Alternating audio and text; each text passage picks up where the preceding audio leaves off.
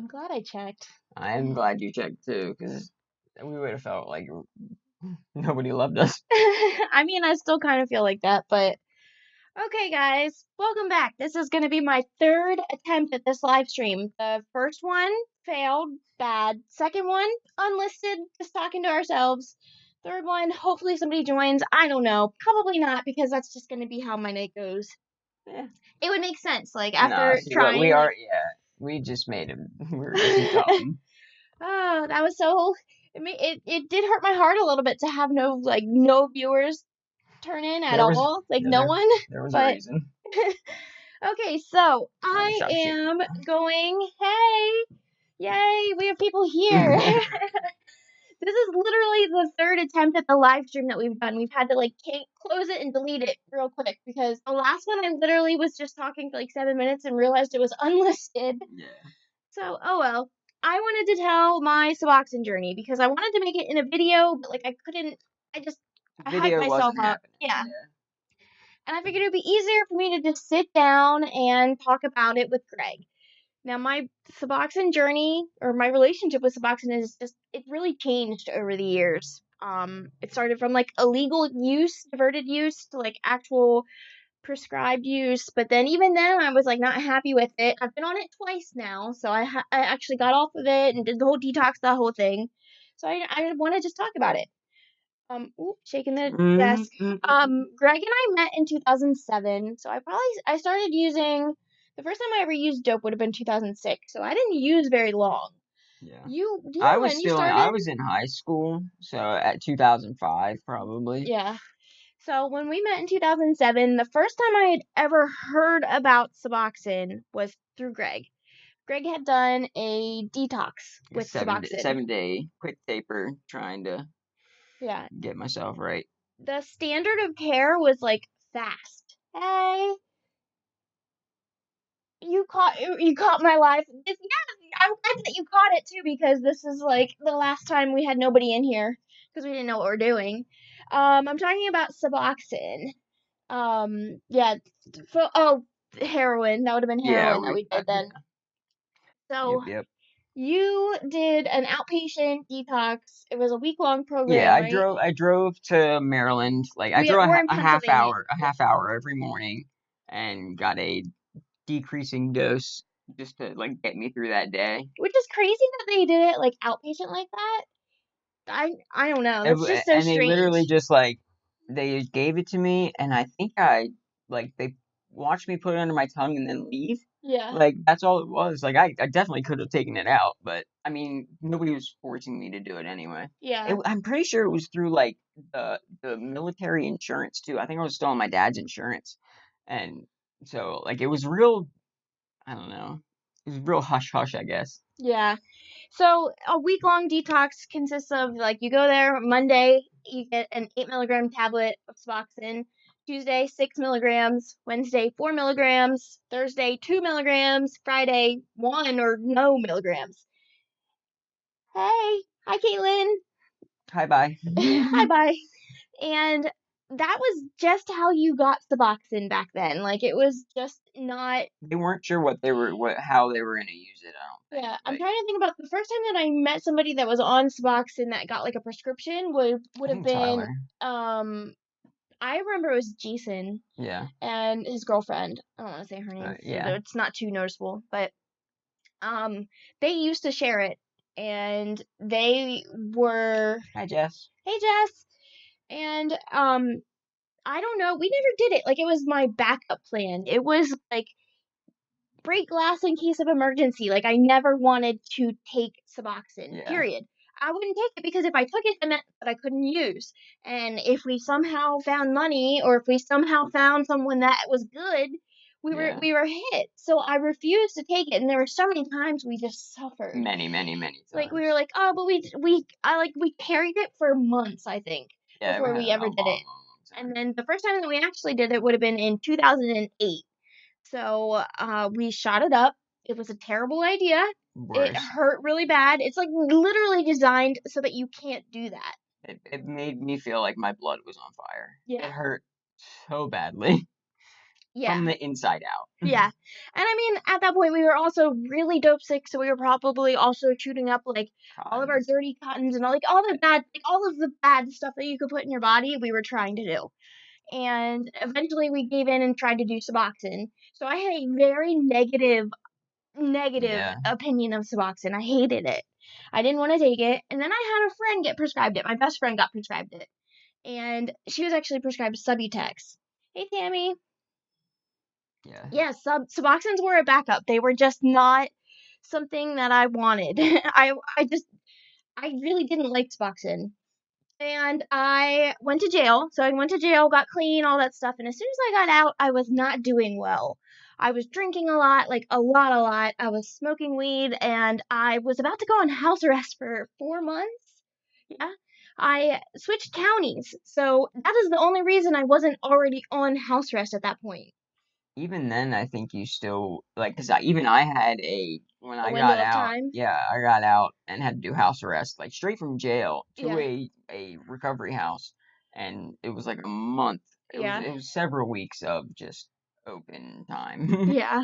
Yeah. So I started hanging out with old friends again, and it wasn't going to be long until I was making terrible choices. And I wanted to get on Suboxone. Like I think I did do dope. I did relapse. I did use it and I snorted it, and I knew that I was going to continue. And I knew that I had to stop then or I was going to go Yeah. full blown. And I called the doctor, and they told me I had to have a dirty urine at that point. And when I called, I actually didn't have a dirty urine. I just knew that I was like in this mix. Like I'm Yeah. about to go, like if I'm not careful, I'm about to like go crazy with this stuff. And I remember I took pain pills actually to be able to get the Suboxone prescription the first time, but it was It was like that that was a requirement for a long I time think for a it's lot of still a places. requirement if you are going through insurance. And I don't do insurance. I do a cash doctor, cash payment, I or guess whatever they call it. they figure it's not going to be a problem. Yeah. You know what I mean? Tanya said Suboxone creates a pause button and lets you get your life and serotonin back. Yes, Yeah. it's so good, and it helps like your dopamine levels function or your dopamine. I can't get it out. Your dopamine levels maintain, like they get back to homeostasis. Words That's are the hard words. sometimes. I'm stressed still from like the way that the live stream went. So for those of you that just tuned in, we this is our third live stream.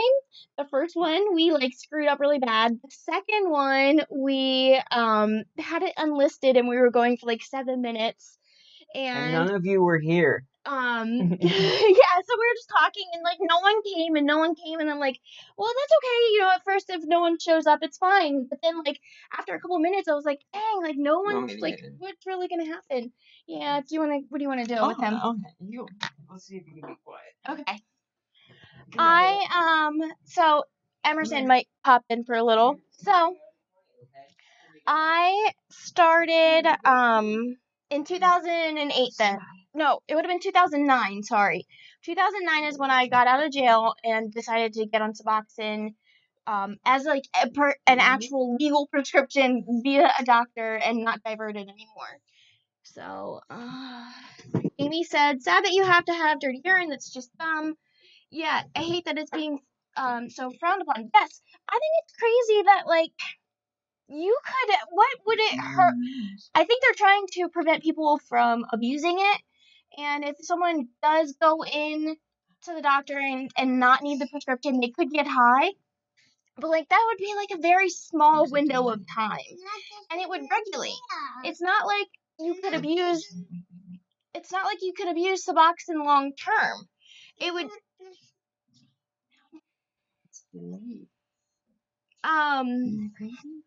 So, and I also think it's funny that you can go into the doctor and get pain pills for whatever, and they're not going to question if it's going to get you high or if you need it. But yet, Suboxone, you can't have it without the dirty urine. I don't know. It's just a little thing that makes me angry. I know that sometimes people can get on it now. He's fascinated with the delay. Like, here, can you put that back on? Yeah. Sorry if this is loud. Yeah. Oh, thanks, Jess. It's for you. That's Aw, Emerson earned that. look. Yeah. Ooh. That's Jess. So I was on Suboxone then for a year. She's my friend. That's a dancing pear. Look at his face. He was making his face, but so I was on it for a year then.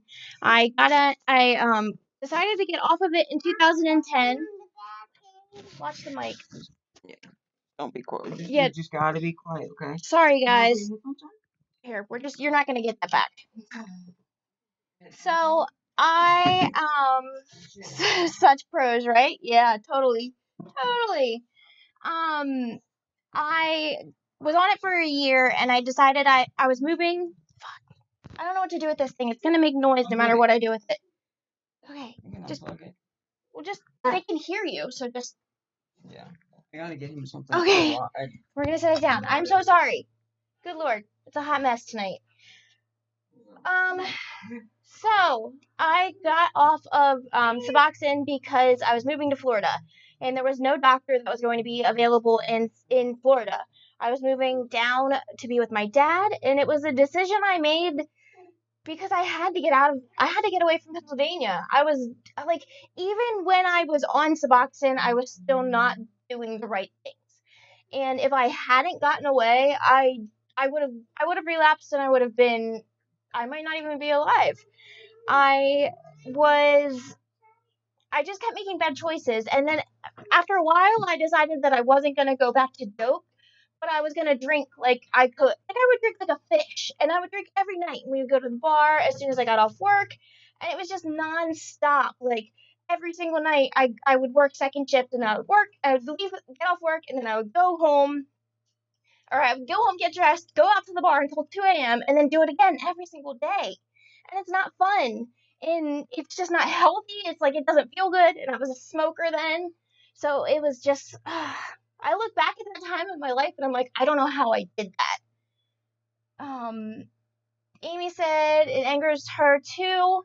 You've had 2 cousins die in the past year from heroin, and you're on Suboxone for abusing painkillers. People are dying. It makes you so sad, right? Like it makes me um it's so sad because Suboxone is such a good option, but people don't consider it. There are so many people that are like one afraid to even try it, or like they have the wrong idea about it.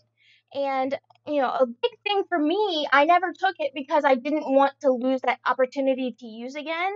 So I just thought that it's something I could have been using a lot sooner in my life, and I never did. I don't think Greg's coming back. I'm gonna get comfy over here. Push this chair out of the way. It's just me now. Okay, so I got off of it and I thought I was good after that. So 2010, I moved to Florida and I got my life together. I met well, I didn't meet him. I had reconnected with my now ex-husband, and he was in the Marines. So we were dating long distance while he was deployed. When he came back, he proposed because I don't do anything slowly, and I got married. So, like, I thought that I was just moving on with my life. I thought that that's how it works, you know? You just get clean and then you're just back to normal. But I never was normal. I never had that baseline. So it was like, I guess I felt like, I don't know, I was so naive. In 2014, I hurt my back and I went to the doctor and had to do physical therapy, and they gave me pain pills and muscle relaxers, and I was just like, yeah, I did not think that was going to be a bad thing. I didn't see anything wrong with that. And I was just so naive. And it was my mind that I thought that I would be okay to get back on, like, to take any opiate at all. And I think maybe part of me wanted to do it. Part of me wanted to try it again. I knew as soon as I took it though that it was about to be all over. Like I could not function. I had to count down the minutes until I could take that next pill. And I knew when that prescription ran out, it was not going to be pretty. I was at that point, so I like in 2014 when this all happened, it was I was back with I had been divorced and I was living with Greg. So Greg and I are together, and I'm like bringing all of this old stuff back into our relationship. Like he had worked so hard to rebuild his life too. So it wasn't just my life that I was screwing up. Like, I mean, yes, he's an adult and he can make his own choices, but I am the one that brought opioids back into the house. I'm the one that started that again. And so it, like codependent people do, we started using them together. And it wasn't going to be long before we went the other way. So we decided in October 2014 to get on Suboxone. And I'm so glad we did. It was like we didn't want to go down that path. Like I remember having conversations with him like it was different than when we were younger. When we were younger, we would have never tried to stop. Like stopping wasn't even something we considered. We never had that conversation. But when we were doing it in 2014, it was like we have so much to lose. We have our beautiful house, like our jobs, our family is supporting us. Like we could lose all of this if we're not careful. Excuse me, I'm like don't want to burp during a live stream. That's always been like one of my biggest fears, as silly as that sounds. Because what am I supposed to do? Like just kind of turn my head away? But anyway, so we got back on it, and I thought that it was going to be a quick on and off. I thought it was going to be like another year of treatment, and then I would be able to get off of Suboxone. And it has not been that way. Obviously, it's 2019 and I'm still on Suboxone. I'm on a pretty low dose of it now, but I don't know. Oh, hold on. I want to go back and read some of these. Amy, you lost. Michelle said, Amy, I have lost one cousin on each side before they turn 30. I'm so sorry, you guys. I think we've all lost more than enough people. Um, I think like thankfully I haven't lost any actual family members aside from Greg's sister, but that I can't imagine that. Like losing my sister.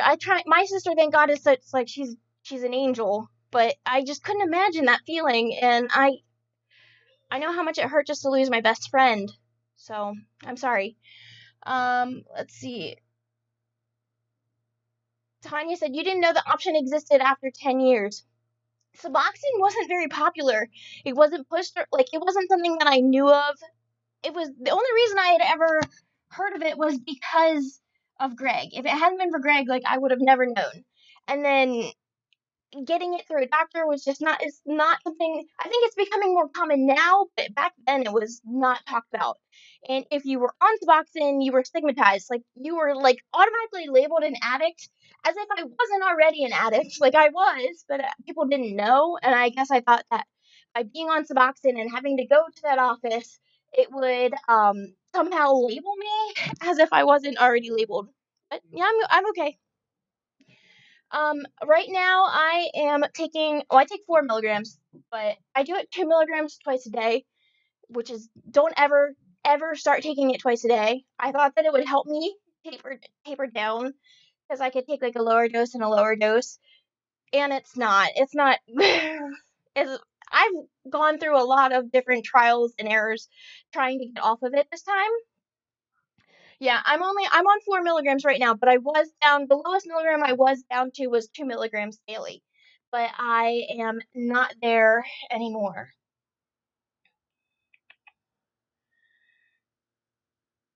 Um Sorry, I'm reading the chats. Cousins are both in their 20s, one overdosed. That's so sad. Molly said her big brother managed to abuse Suboxone. That's actually a really important thing to bring up. Greg's sister, Jenna, she passed away in 2015 from complications from drug abuse. What she was doing was shooting up Subutex. She would get like she would just do it everywhere. She had it. I remember one time she came over. It was the last time I ever saw her, actually. And we were outside at their mom's house, and I was looking at her arms, and I was like, it looked like she had been beaten. Like it looked like her boyfriend was literally just beating the crap out of her. They were just so bruised everywhere, and she had them on her chest, like across her breast. And I asked her what I was like, what is that from? And just so nonchalantly, she's like, oh, from the needle.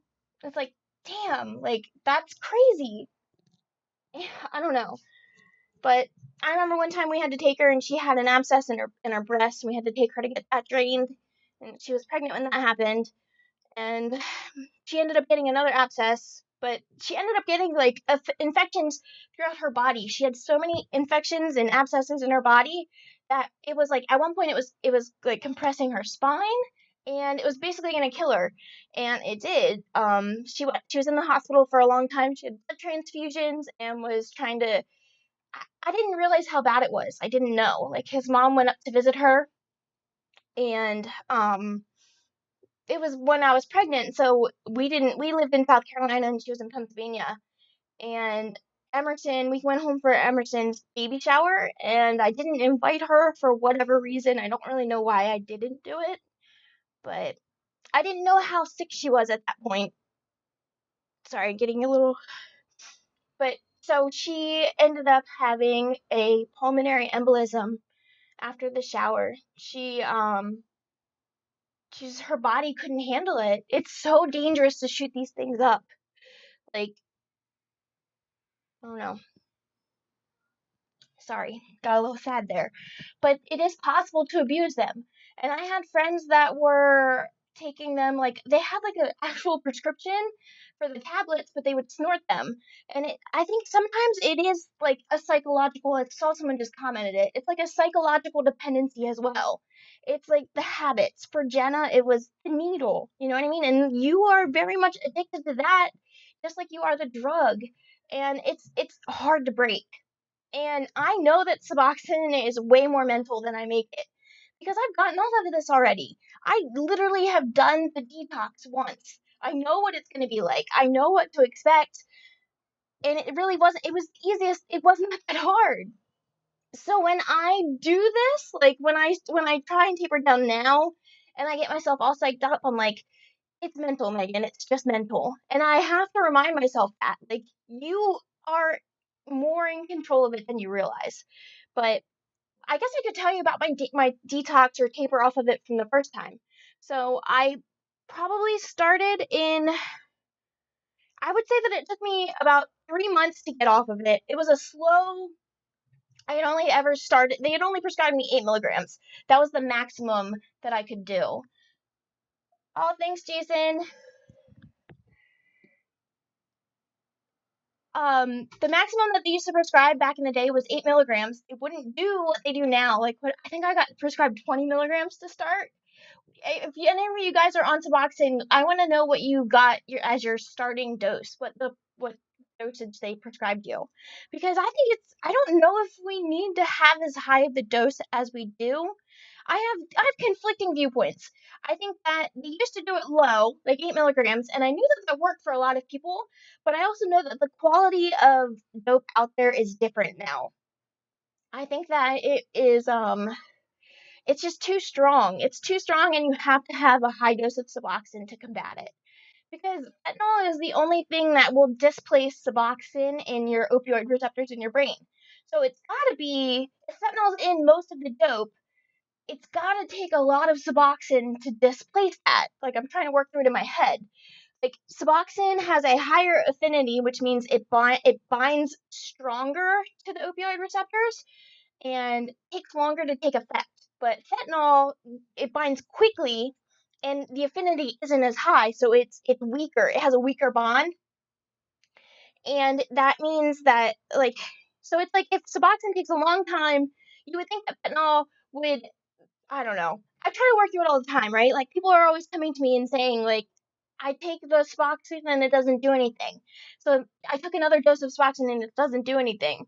When I got onto it, it wasn't like it is now with all the fentanyl everywhere. So I don't know if it's as effective when you first start. I've had a lot of people tell me though that it's harder to start. Whereas before it was a very painless transition. Like, I literally took my pain pills. The last time I took my pain pills was on a Friday night.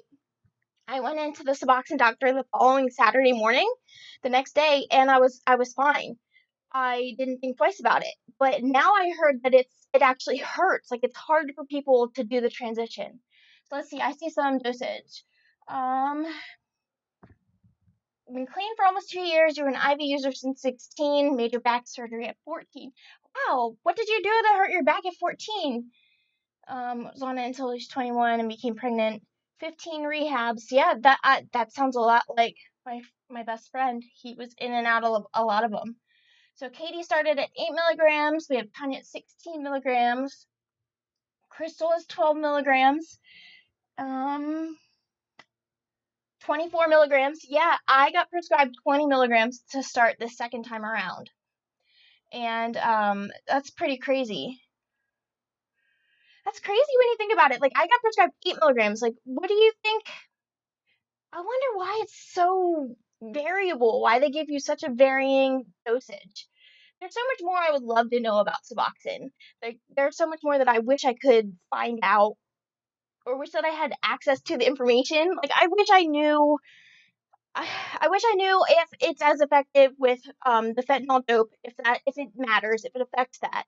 I wish I knew if they knew what the ceiling effect is, because it's like, if we're all taking different dosages, what is this? Like, the ceiling effect means that essentially when you get enough of the Suboxone in your system, anything over this point isn't going to do anything. So it'll just make the half life longer, but it's not going to actually get you high or anything like that.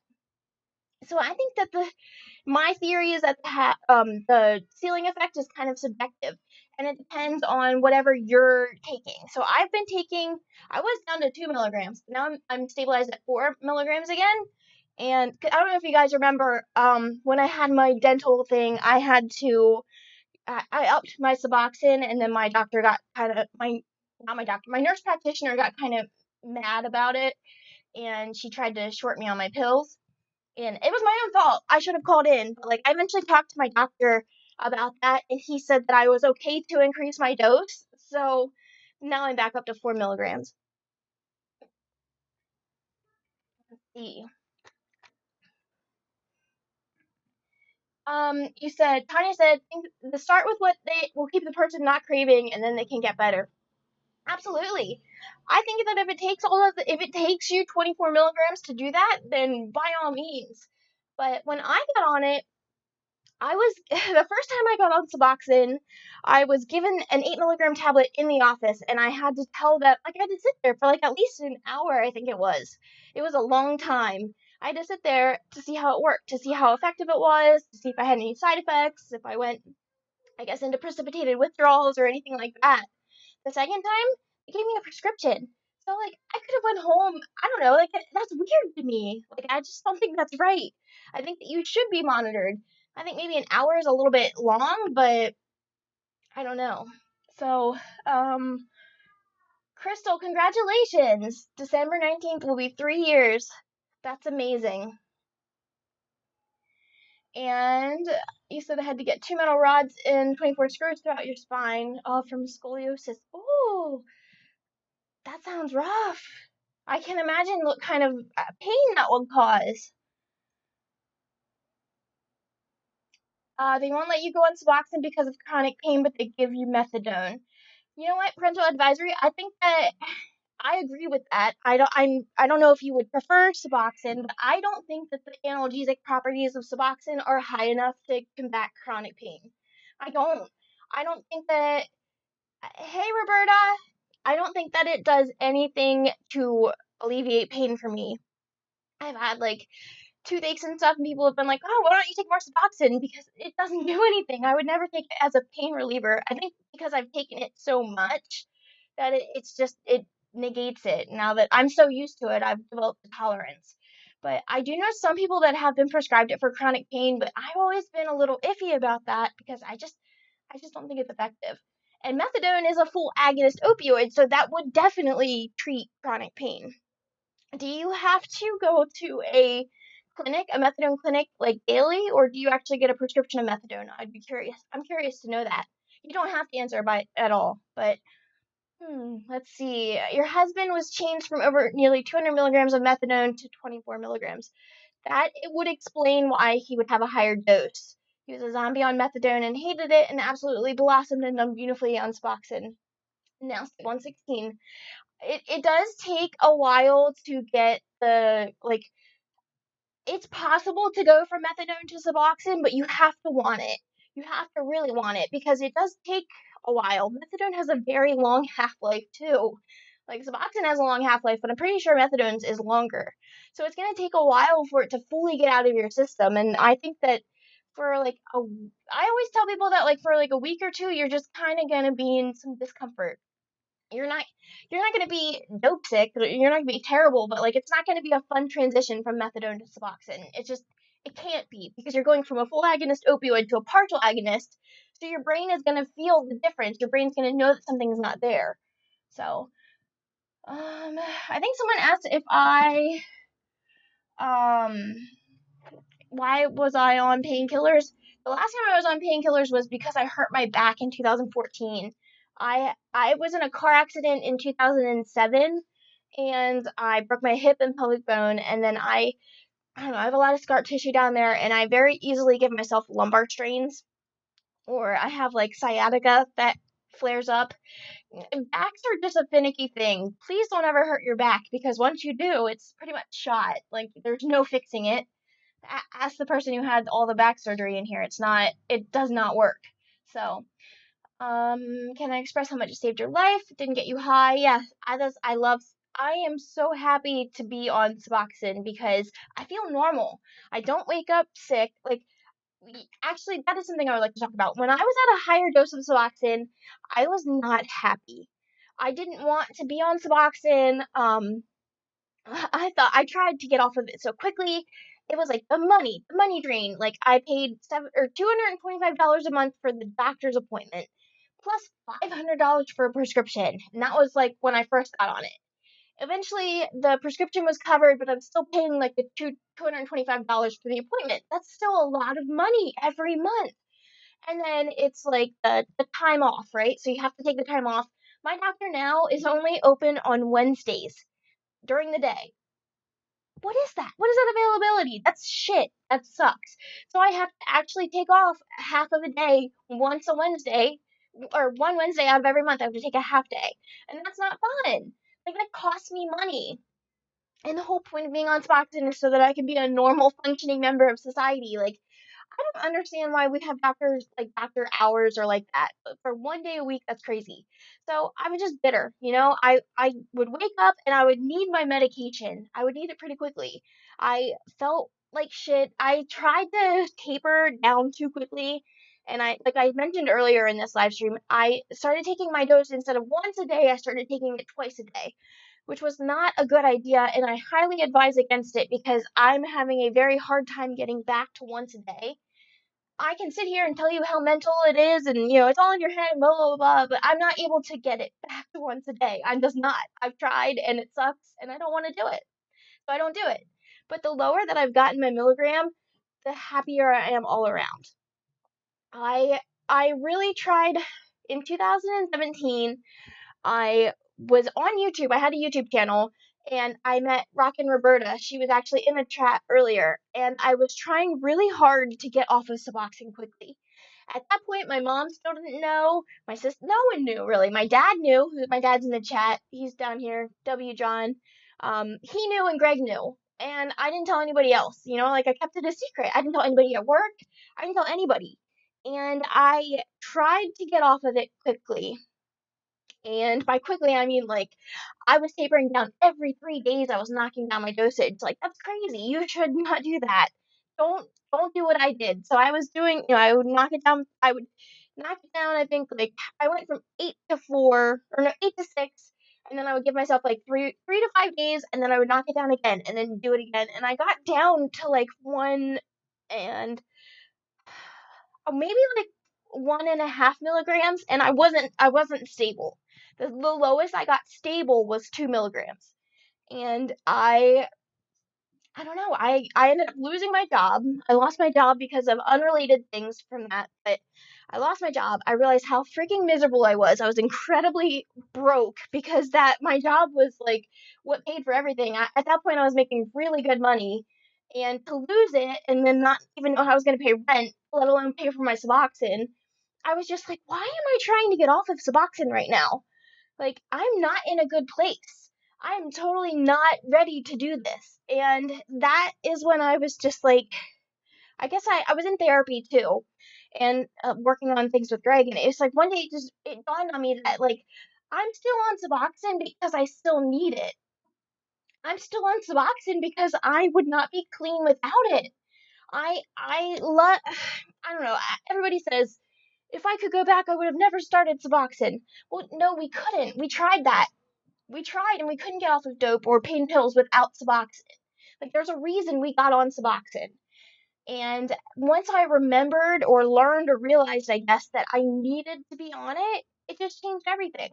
I became so much more grateful because I started, I've lost people over the years. Like I started really losing people in the last like the last 2 years has been rough. But because I lose, like when I lose them, I'm just like, I owe a lot of that, my life being alive, to Suboxone because I could have been back there. Like I could have done that. I could have been there and I didn't, but that's like I couldn't see that. I was just so bitter and I resented being on Suboxone. So I decided to come clean. I told my mom, I told my sister, and so prior to making this YouTube channel, nobody knew. Like it's crazy to think about it because I advocate so much about it, right? And I talk so much about Suboxone and how happy I'm to be on it, and I just, like not even a year ago, it was a secret. It wasn't something that I told people. And I just think it's very interesting. And I wish that I had always been this grateful for Suboxone because it seriously has I've been able to rebuild my life. I'm a good mom. I'm able to have a job. I have hobbies. I have a car. I have, you know what I mean? Like, I can do all of this stuff, but I could not do that unless if I hadn't been on Suboxone, that wouldn't have happened. So, let me go back. I want to read some of these comments real quick. I go through and read these at the end, so if I don't respond to you now, like, just know that I do read these, and I love you guys for participating. Where's Linda's? I want to see it. Wayfin has a decent job. Insurance sucks, so he pays almost $900, so like $12 each for 75. Oh, super to not pay to have a job or to get them off. Yeah, when I was paying, like I said, like $750 a month for Suboxone for my prescription. That's crazy. It should never be harder. It should never be easier to get drugs than it is to get this stuff. Like, it shouldn't be cheaper to get drugs. Like, it shouldn't be easier. We need to make this more accessible. And it's not. It's really not. And there's all these mandated, like, requirements, I guess, like the therapy and the UAs and the attendance. Like, why do you have to have it so strict? Why can't you just be happy that people are choosing Suboxone over dope? Like, why is that not okay? Why do you say that they're not trying hard enough or they don't want it enough because they're not able to quit smoking weed or they're not going to stop drinking or they're not going to like quit partying with other drugs? Like it I don't know. I definitely have like a harm reduction perspective, and I think that if you want to do Suboxone and still go use coke, go do whatever. Like, I hope that you get clean, and I want you to do that, and I will try to help you get there. But I will still 100% support you being on Suboxone because you're not shooting up, you're not using dope, like you're so much less likely to die. And I don't know, it just really bums me out because so many lives could be saved, so many lives. I was just thinking about Brent, my best friend was on Suboxone and he was forced off of it because he had to get in. He got forced off of it and not even like 6 months later, he died. So it just should never be like that. And I don't understand why it is, but I don't want to cry. It's the second time. I think it's just that time of the month for me. Oh, what am I getting myself crying all the time? Okay, so let's see. When you got off, Louis said, when I got off subs, I felt like hell for 7 days, but that was nothing. The depression after is what sucked the most. See, when I got off Suboxone, I would say it was about 5 to 7 days of not sleeping, and that was the worst. I didn't get really sick to my stomach. I had mild stomach issues. I had a little bit of restless leg. I didn't have any comfort meds either. Like back then, the doctor didn't give you any comfort meds when you got off of Suboxone. So this was 2010 when I got off of it the first time, and I felt so much better after that week, like it was crazy. But I also think it was the time of the year. So when people tell me that they're considering tapering, I try to tell them to not taper and not do that, not make that plunge until like the spring or summer. Because you want, like, your surroundings matter so much in that kind of stuff. And you need to have warm weather, sunshine, stuff like that, so that you can kind of go outside, get some vitamin D, and try and distract yourself. If it's cold, if it's winter, you're just gonna sit inside and be miserable. And when you're sitting inside, you're not able to distract yourself. You're not able to get your mind off of it. Like, you can't think of anything except for like getting high or taking more Suboxone or whatever you're trying to not do. So, um, shoot, I think I missed Katie's first comment. Did Katie say that you were getting off of it? Oh, Christy, I just saw your comment. Your urine was sent to labs and proved to your doctor that you really quit it. Congratulations, I'm so glad that worked out for you. I bet that was such a good feeling. Cindy said, my doctor is only open on Monday, Tuesday, and Wednesday. For a while, we had to go for piss tests every week, but now you're down 3 films a day to only one. That's cool, and you only have to go once a month? And 3 films to one, that's a big change. Congratulations. Let's see. Yeah, Suboxone definitely gave me a quality of life that I couldn't have without it at all. Okay. Louis said, I always tell people to take Suboxone as long as they need it. There's nothing wrong with it. If it helped you, you were on subs for 9 years and they saved your life. Exactly. That's exactly how I feel. And I think that at one point I will taper off of Suboxone. I don't know when. I don't really have any plans as to when. It's not something I think about often. It used to be something that I thought about every single day. My lips are chapped. But I don't really care anymore. Like, I'm happy where I'm at. And I know that I couldn't be here without Suboxone. So I think that there's a lot of different things that like I didn't have in my life back in 2017 when I was trying to taper and I failed. I failed for a reason. Like, I didn't have a stable job that made me happy. I didn't have the honesty and openness with my mom and my sister or my friends. Like, no one knew I was even on Suboxone. So how am I supposed to taper off of it and suffer? Like, it hurts. It hurts to get off of it. It's not like it's not as bad as being dope sick, but like it affects your mood. You become less happy, more I was definitely more irritable. And how am I supposed to make this change and then keep it all to myself? Like, it's just not a good idea. So, I think that like when I'm ready to taper, I wanted to make sure I was out of school. So, I graduated in March. That's a check. I want to make sure that I have a stable job. And I actually love my job. I've been at it for 3 years. 3 years actually in a couple days. On the 15th will be 3 years at my job. And sorry, I hit Greg's mic. And wanted to I wanted to have like hobbies. I wanted to have a life. I wanted to make sure that I was like kind of pushing myself outside of my comfort zone. So I'm kind of there. Like, I'm doing YouTube, so I'm a little bit out of my comfort zone. I would like to be a little bit more physically active before I would try and taper. I think that it's important to have like all of these things matter, like your physical health, your mental health, your finances, your financial health, I guess. All of that matters and plays into how well your taper is going to go. So, let's see. Dina plays $852 a month for the doctor in meds in Tennessee. Oh gosh, that hurts me just hearing that. Wish you could come off of it so you could have the extra money for your family. Doctor won't wean you, so I'm about to wean yourself. I tapered myself the first time. My doctor did not want me to get off of it because I had only been on it for a year at that point, and I definitely, had I not moved to Florida, it it might not have been a good idea. But I moved to Florida and I didn't have anybody around me that would like I don't know. I want to say that I didn't have anybody around me that I could go get drugs from, but everywhere you go, there you are. Like, if I had wanted drugs, I would have found it. I just I got lucky. I got lucky. I got lucky I moved to Florida and I was living with my dad and my sister and I was happy. I was really happy down there and I didn't want to do drugs because I was happy.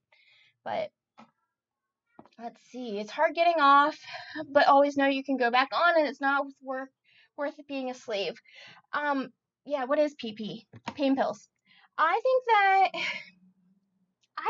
it's not fair that it costs that much money. That's insane. Like, what I was is health insurance like how does health insurance work these days? Like I actually qualify for medical assistance because of Emerson, but does everyone have insurance? Like I thought that I thought that it was like legally required or you had to pay a fine if you don't have health insurance. But like why is it covered? Is this covered like what are your doctor's offices like? Do you guys pay cash? Do they take insurance? I have so many questions. Yeah, Subutex is only given to pregnant people, and even then, it doesn't have to be. When I was pregnant, I did not get Suboxone or Subutex. I was on Suboxone. I got confused. Um, I just, I don't know. I know that there's a big push to try and get rid of these like cash doctors or whatever they're called. If that's what I do, I go to a doctor and everybody pays a flat fee of $100. And it's like, that hurts. There are some months when that $100 sucks. I've had to borrow that $100. I actually had to cancel a few times, and the nurse practitioner told me that I could not cancel again without being kicked out of the program. But the doctor and I like actually know the doctor because of making this channel and like me just trying to work into the field. I've gotten to build like a professional relationship with him, so I don't feel like they would actually kick me out, but I don't know. I guess it's possible. So Dina has good insurance and it doesn't cover this at all unless you're pregnant. I heard Tennessee is a little bit backwards. I heard Tennessee is a little bit hard. I think if I'm not mistaken, I think that no one in Tennessee could get it for a long time unless you were pregnant, like at all. Let's see. Yeah, I tapered off of Suboxone on my own and I had no issues the first time. But like I'm saying, it is so mental because back then I don't think I really knew that it was supposed to hurt. You know what I mean? Now I have heard horror stories and I know like Suboxone is an opiate. Like, I don't know. I was kind of dumb back then. I wasn't educated and that worked to my advantage. I didn't know that it was supposed to hurt and therefore it just didn't hurt. And I think that a lot of doctors say, like, if you get under 2 milligrams or, if you get under a milligram, it's negligible and it's all in your head. I don't know. I don't know how I feel about that. I got down to about zero point 0.5 milligrams every other day. And every other day. So that was like, that's a good bit, but I still had to take it. Like when I stopped taking it, I still felt the effects of not taking it. So I don't know how doctors can say that it's like negligible under a milligram. I do not know if Medicaid covers it in. Okay, you know what? You're not gonna be in here anymore, Rob. Thanks for that.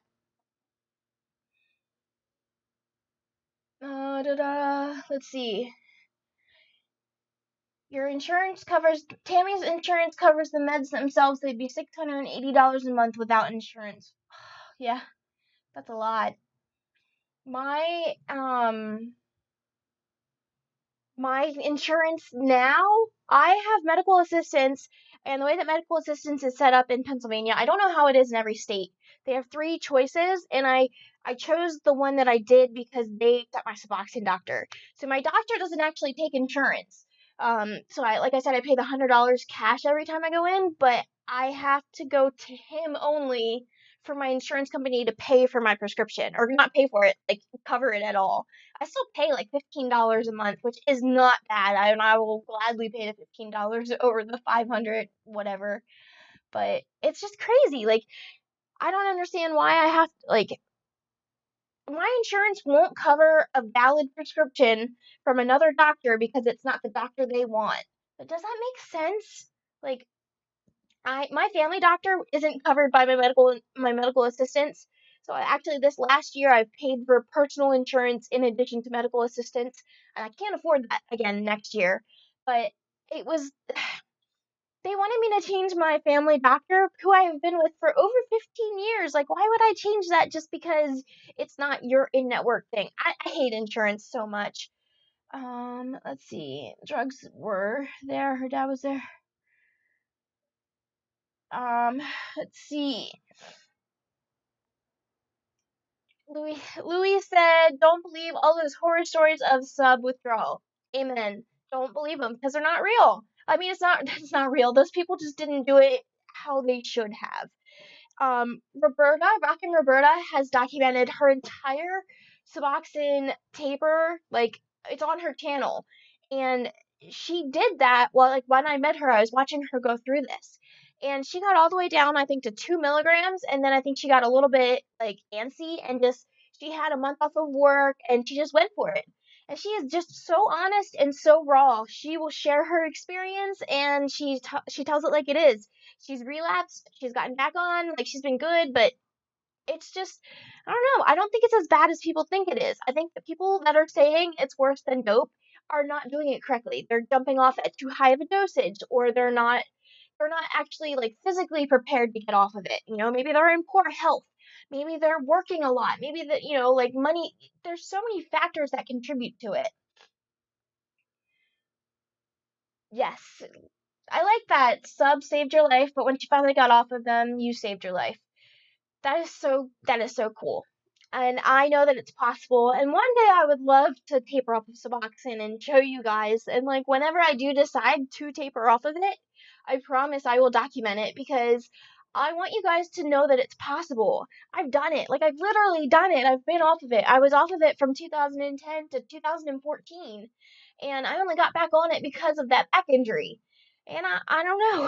I guess I'm lucky that I got on it then, like, I'm lucky that that happened and I was stupid then because, like, had I been that stupid earlier, like, maybe if that had happened in 2011, maybe I wouldn't have been as good. Maybe I wouldn't have been in such a good place. But everything definitely happens for a reason. And I, I think that I had to really learn how to respect Suboxone.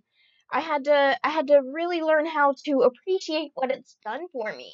And it's done a lot. It's done so much for me.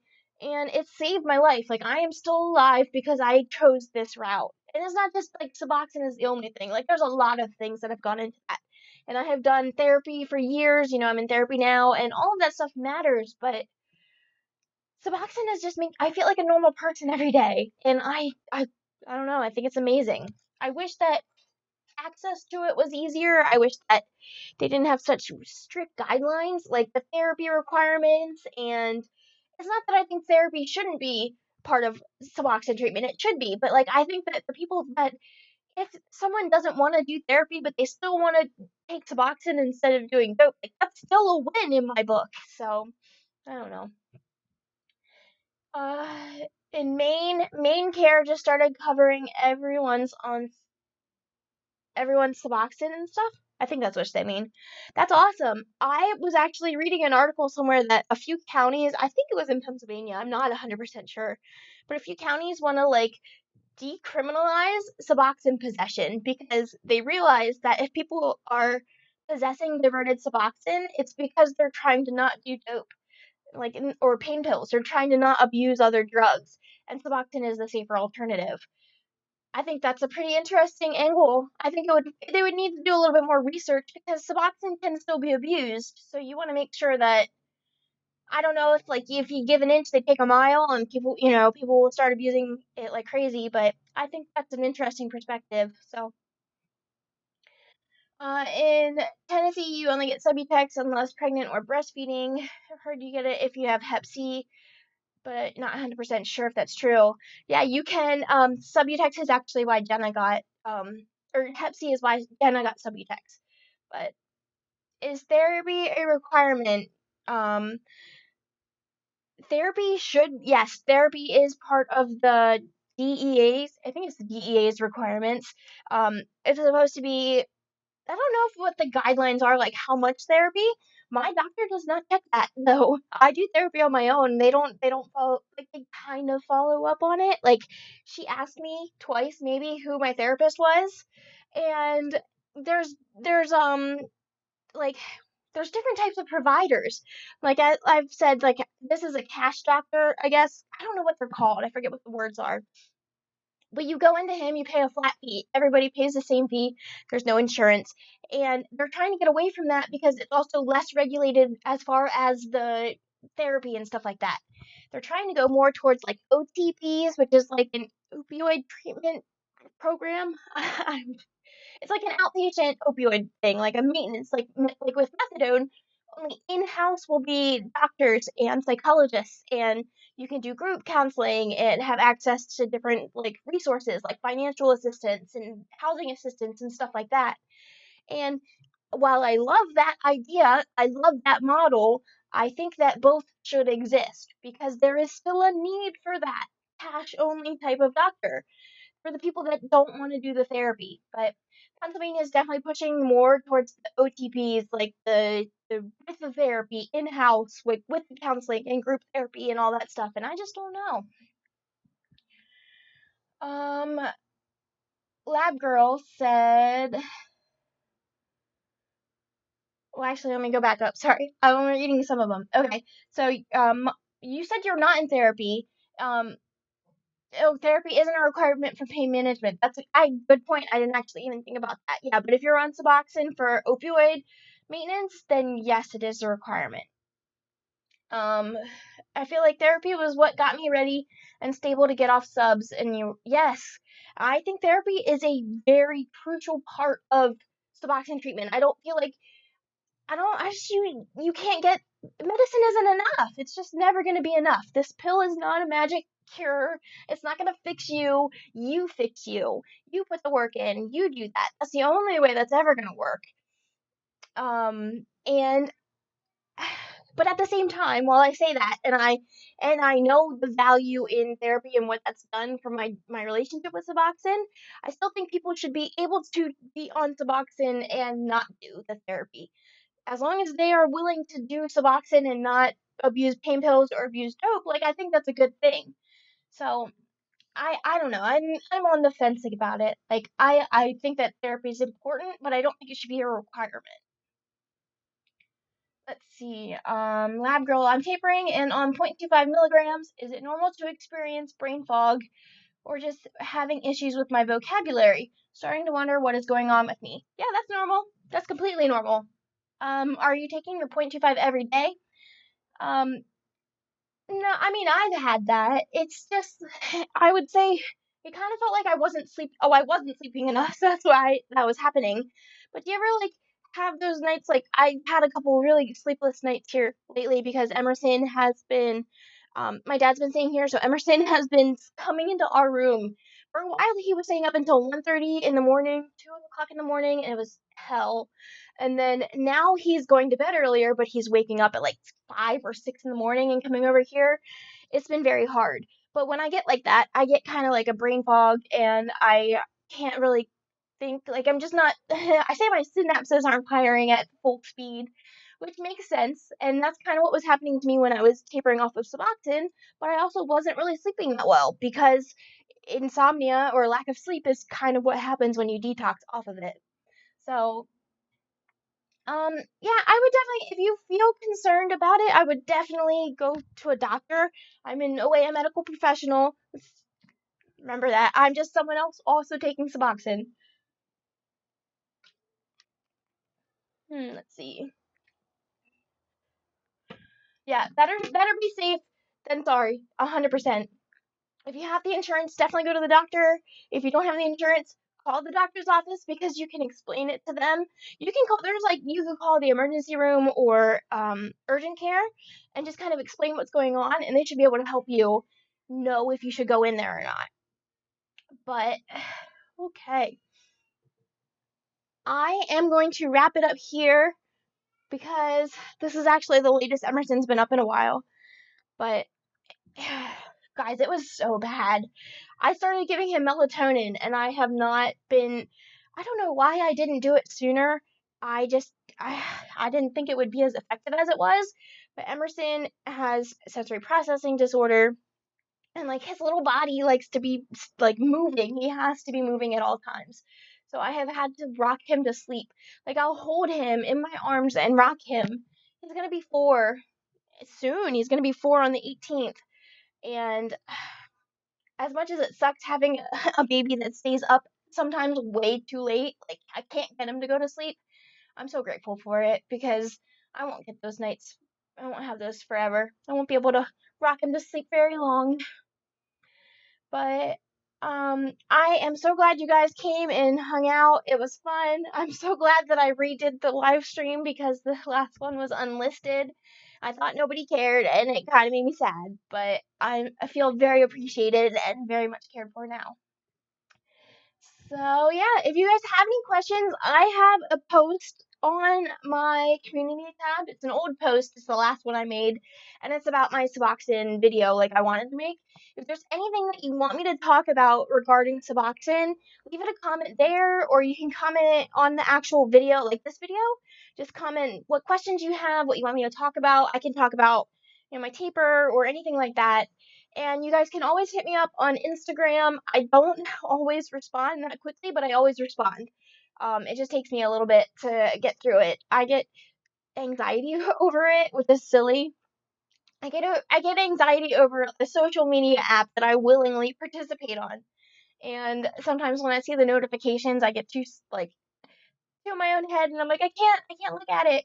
So yeah, I don't know. Crystal said, your son is on Adderall and takes 9 milligrams of melatonin at night, and it makes a huge difference. When my sister was little, I know I just said I'm getting off of here, but real quick, my sister was prescribed Ritalin, and she took clonidine. Clonidine is what she was prescribed for bedtime. But all right. I was as a healthcare professional working in addictions, love hearing different individual perspectives. I love hearing that you guys are in here. Like, you are the type of person that I want working in the field. Because there's just no way for everyone to know it all. And there's so much more that I wish I knew, and I'm not educated on it. I don't know. I just think that, it needs to be more of a open communication between the doctors and prescribers and the patients, because I feel like we're getting there, but we're not there yet. But that's all I'm going to do for tonight. I don't really know how to end this live stream though because of the new software. So, yeah. Bye guys. I don't know what I'm doing. End it.